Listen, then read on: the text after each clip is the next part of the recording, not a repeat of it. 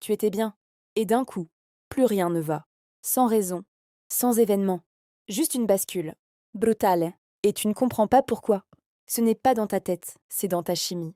Et une fois que tu comprends ce mécanisme, tu ne te juges plus. Tu agis. T'as déjà vécu ça? Laisse un like. Ton humeur n'est pas une humeur. C'est un cocktail chimique. 4 molécules principales. La sérotonine, le calme. La dopamine, le plaisir. Le cortisol, le stress. La noradrénaline, l'énergie. Quand elles sont en équilibre, tu vas bien. Quand l'une déraille, tu bascules. Et des dizaines de choses les font déraillir chaque jour, sans que tu t'en rendes compte. Première explication, la glycémie. Tu manges, ton sucre sanguin monte, tu te sens bien, énergique, présent, et puis il redescend. Trop vite, trop bas. C'est l'hypoglycémie réactionnelle.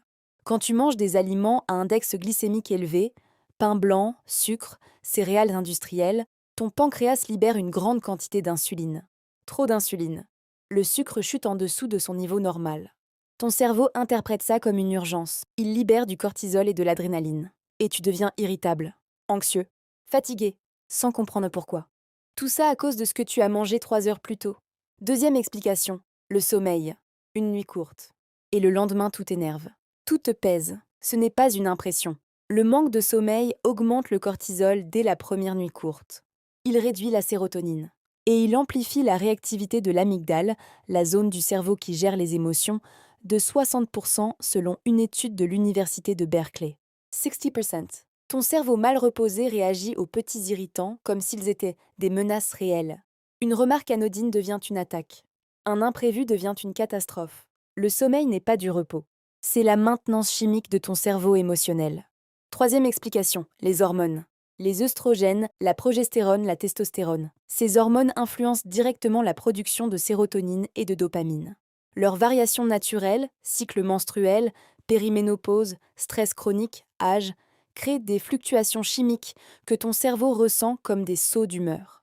Ce n'est pas de la faiblesse, ce n'est pas de l'instabilité, c'est de la physiologie. Abonne-toi, la suite t'explique exactement comment stabiliser tout ça. Quatrième explication, le microbiote intestinal. Et voilà celle que presque personne ne connaît.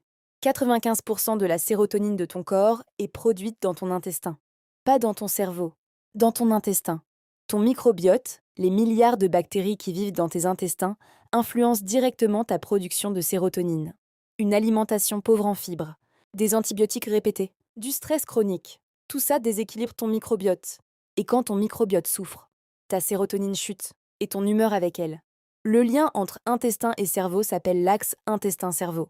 Et les chercheurs de l'University College Cork ont montré que des souris transplantées avec le microbiote de personnes dépressives développèrent des comportements anxieux et dépressifs.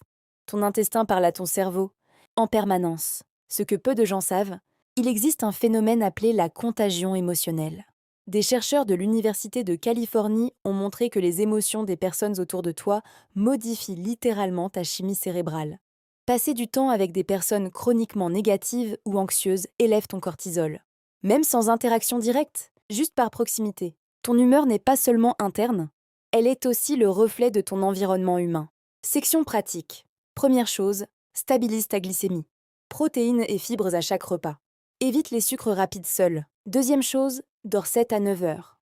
Pas négociable pour un cerveau émotionnellement stable. Troisième chose, bouge. 20 minutes de marche par jour augmentent la sérotonine et la dopamine de façon mesurable. Quatrième chose, expose-toi à la lumière naturelle le matin. Elle synchronise ton horloge biologique et régule ta production de sérotonine dès le réveil. Cinquième chose, nourris ton microbiote. Fibres, légumes fermentés, diversité alimentaire. Ton intestin est ton deuxième cerveau. Traite-le comme tel. Pour conclure, tes sauts d'humeur ne sont pas une faiblesse. Ils ne sont pas un défaut de caractère. Ce sont des signaux. De ta glycémie, de ton sommeil, de tes hormones, de ton intestin, de ton environnement humain.